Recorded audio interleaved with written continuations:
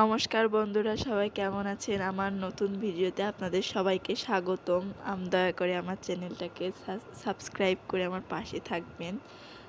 প্রথমে একটি ফুলকপির তেল বানানোর জন্য একটি প্যানে প্রথমে একটু জিরে ফোড়ন, তারপর শুকনো ঝাল, তেজপাতা দিয়ে নিলাম।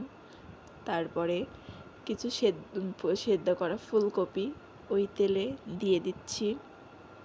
তারপর এগুলোকে ভালো করে নাড়িয়ে চাড়িয়ে তারপর একটু লবণ, হলুদ আর একটু জিরের গুঁড়া দিয়ে দেব।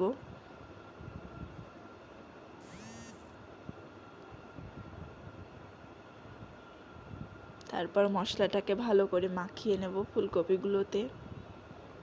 এরপর ভেজে রাখা আলু ফুলকপিতে দিয়ে দিচ্ছি।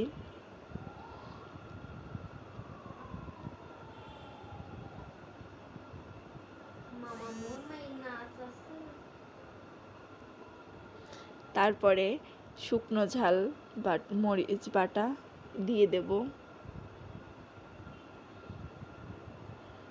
দিয়ে সুন্দর করে এটাকে একটু ভাজি ভাজি করে নেব মশলা মাখিয়ে।